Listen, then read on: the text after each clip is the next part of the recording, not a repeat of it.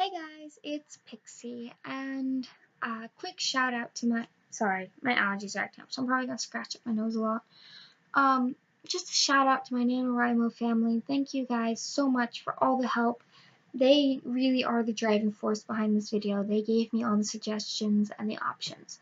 There's going to be a couple editions of this video because I got 5 of these and they're full.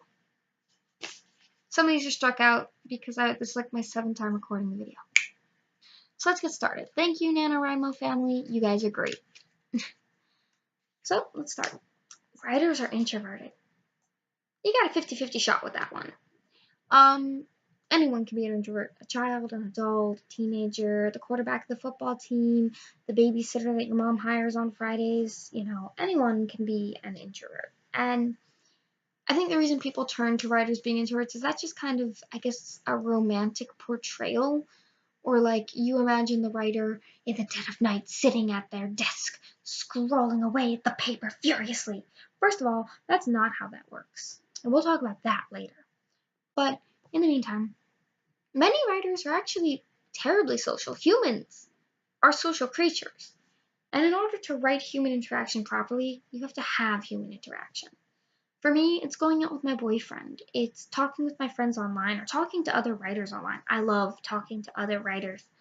But it's okay to be an introvert, I guess, and be a writer. But in most cases, I'm going to say this is false.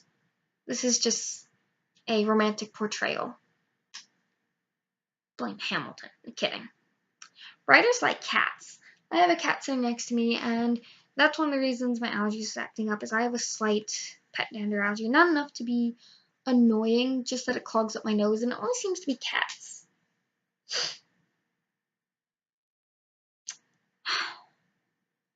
So for me, cats just don't do it. Not to mention, let's look at Mr. King. I'm saying that because I'm not actually sure how to pronounce his first name because I've never heard it spoken because I don't read that genre. I'm sorry. He has a corgi. I love that little corgi. That's actually the only reason I follow him on Facebook because I like pictures of his corgi. But for me, an ideal writing pet would be 2 neutered male rats because you never get just one because then it will be incredibly lonely and depressed. And you don't want a depressed rat. You want to take care of it and make it happy. And the reason neutered is because male rats are a lot calmer when they're neutered. They'll just sit on the desk quietly, peacefully. So, yeah, some people like bunnies when they write. Some people have pet snakes. Your writing companion could be a stuffed animal. Your writing companion could be your significant other sitting on the other side of the room doing their own thing. Maybe they're building something. I don't know what your life is like. I'm going to say false. And again, I think the reason cats is it's just, again, a romantic portrayal.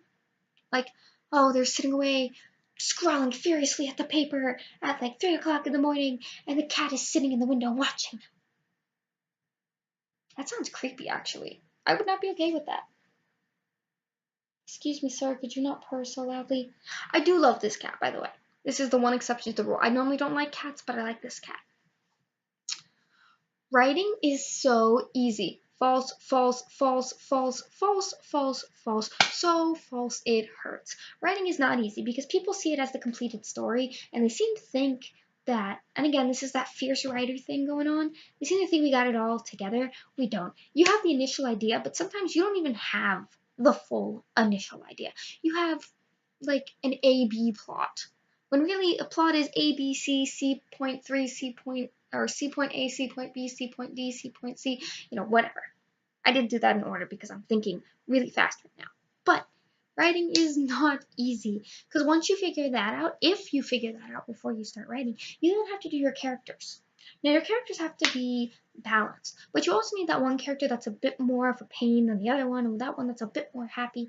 Like, you need some of your characters to be on the extreme sides, but you don't want them to be like Mary Sue's, but you want that character to appear light, airy, etc. It is so hard to write a character because your character, you want it to seem like a person. You want to talk about this character, and you want someone to be like, oh my god, who's that? Have we met them? And I've had that happen, and let me tell you, that's gratifying. But writing is such a complex situation. I remember one time I had my bed in Connecticut, I could stand and reach the ceiling. I had sticky notes all over the ceiling, like trying to figure out one chapter. Oh, and let me tell you, that furiously writing thing, yeah, that doesn't happen. Maybe, realistically, I wake up every day and I'm like, let's see if I can get a paragraph done. Now, can I do more? Yes, but I'm not going to set an unrealistic goal for myself because writing is absolute agony. So, I'm going to say again, false. Writing is not easy. If you think it is easy, I don't know what to tell you. I'm going to say give it a shot. Like, genuinely sit down and try it. Moving on to the next one. They like books, pens, and pencils. I'm sorry, but this is so true. Every writer I personally know, and I see people in the NaNoWriMo group being like, I got a new notebook, I got new notebooks, I got notebooks for Christmas, I asked for notebooks for Christmas. I love buying pens, I love buying pencils. I will go to the dollar store and drop $15 just to get new pens and pencils. I love office supplies in general. I went to Staples with my boyfriend and he was just like, he must have thought I was crazy with how excited I was getting. But that's kind of every writer, and I think it's because we associate notebooks with our craft. Now, are there writers who probably don't get excited? Yes, of course. There are probably writers who are digital writers strictly. They only write online. Or maybe they're strictly typewriter authors. I don't know. But I'm going to say this one's kind of true. Sorry, guys. The starving artist trope. Every writer is suffering for their art. False. Most of us do not go in with the idea that writing is our tell-all, end-all, be-all. Most of us have jobs. Some of us are doctors, some of us are lawyers, some of us are librarians, some of us are teachers. And I think there's this idea that, like, if you are into creative stuff, like if you want to be a painter, or you want to be an author, or you want to be, I'm gonna mess this up, mangaka? Someone who creates manga. I can't remember the word. Mangaka? Mangaku? Something like that. You're seen as someone who is suffering, I guess. Like, you're willing to starve, you're willing to do XYZ, you're willing to live on the streets. No, no, I'm pursuing a college education, so I don't have to do that. Most of us are pretty content in a day job. So I'm going to say false. This next one kind of has to do with a video I did a while ago, obsessed with grammar. No. I'm gonna say this is 50-50 because there are some writers that get like so nitpicky about what they read online, like they have to go through and tell you everything you did wrong. But then there are writers like me who are dyslexic or just want to get the idea down, so they don't care about the grammar in that instance. And trust me, you shouldn't worry about your writer friend coming on to your Facebook page and correcting the capitalization. Now, if I see you use the wrong there, I might send you a message just to be like, oh, hey, hon, just letting you know, but I'm not gonna be like, oh my god, how could you use the wrong there? Are you an idiot? Like, no. And a lot of my friends, well, a few of my friends, some of their first language wasn't even English, so of course I'm not gonna give them a hard time. But not every writer is obsessed with grammar, and I think this comes around from the idea that writing is this high society thing, which it's really not. Most of us sit in our pajamas at our desks at roughly 3 o'clock in the morning. I will admit we are bad at knowing when to go to sleep. Alright. Oh dear. The drunk writer stereotype. Write drunk, edit sober. Not every writer is an alcoholic. First of all, I'm 19. I can't drink at all. I'm not allowed, like, by law. And to be honest, writing drunk sounds like a nightmare. Could you imagine, like, most people have trouble writing one paragraph during the day when they're sober, let alone when you're drunk. Like, yeah, maybe the words will flow faster, but you're going to be able to understand them when you're done. Especially if you're handwriting. Could you imagine just like, no, people aren't calm and collected when they're drunk, and I don't, and maybe this worked for past writers, but Modern day, there's just no real place for it. And maybe there are some drunk writers out there. But it's this weird stereotype assumption that, again, is somehow romanticized. I'm gonna do a whole video on how writers are romanticized. Jesus. No, this is false. Most writers I know don't drink. Oh, this next one though. Caffeine addiction. Tea, coffee, soda. Yeah, this is kind of true. I see a lot of writers get amped up about coffee, about even chocolate has small traces of caffeine in it. Tea, I'm a tea fanatic. And most of my friends who write are coffee and tea fanatics. Oh my god. So, this assumption is probably true, and that's because it wakes you up and energizes you. And like I said, most writers have day jobs, so we're writing. What did it be? We're writing at 2, 3 o'clock in the morning, so yeah, we might have a slight caffeine addiction. I'm gonna say that's true. Sorry, guys. This one bothers me. That writers are somehow traumatized or mentally ill. There are people who come from neurotypical backgrounds. Is that what it's called? Neuronormative? Something. People who don't have mental illnesses. Who are writers, and they write beautifully. And you don't need to be mentally ill to be creative. And I think this comes again from the fact that society, especially our school systems, aren't real big on creativity anymore. Or at least not when you reach a certain age. And that's fine, whatever. Great. But it's usually the kids who are stressed, who are anxious, who are depressed, who do tend to turn to writing. But not every writer is mentally ill. This is so false, and it's so wrong to make that assumption. That really gets under my skin.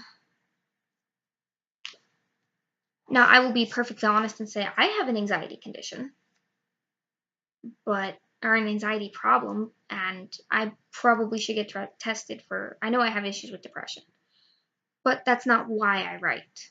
So people need to stop making the assumption that because you're mentally ill, you write. Because you've been traumatized, you write. Because of XYZ, you write. Some people write because they enjoy it. Some people start writing because, again, they enjoy it. Are there some people who start writing because they are trying to cope with something? Yes. But writing isn't always a coping mechanism. And, oh boy. I'm probably not even wording myself properly here, and I'm getting very, as you can tell, bothered, so it just gets under my skin, I guess. We're just gonna move on. Oh dear, this is a long one. You have to write deep, inspiring books or you're pandering to the unwashed masses. No in between. Okay. What the hell? I'm not gonna lie. Some books don't have a meaning. Some books are literally just stories that are meant to be read and enjoyed. Is there going to be symbolism in it? Yes. Does that mean there's a deeper meaning? No. It might just literally be about this girl who's trying to go to college. And that's not, oh, you have to work for what you want. Maybe she just wants to go to college, all right? Chill. And this comes from language arts classrooms. I'm sorry, I love you, English teachers, but sometimes the curtains are just blue, okay? There's not always a deeper meaning. And it doesn't have to be. So I'm going to say this is actually true. People do expect you to write deep things. So that's actually true. But you shouldn't have to. So that's my opinion on that. Real writers write literary fiction. Other genres don't count. I don't understand this one because maybe that's because I read genre-specific books because I have favorite genres. But I don't write literary fiction. I really don't understand this one. I'm not even going to entertain it. Just false. Just false. No. Stop. What are you doing? This goes along with the drinking one. Writers smoke, or use marijuana, or use other altering substances. Nope. Most writers don't. I don't understand why people assume this. Like, Many people who are intoxicated can't write a straight line. How do you expect me to write a book if I'm intoxicated? Most people who are high just want to eat constantly and stare at the sky. How the heck am I supposed to write a book? And don't get me started on anything else.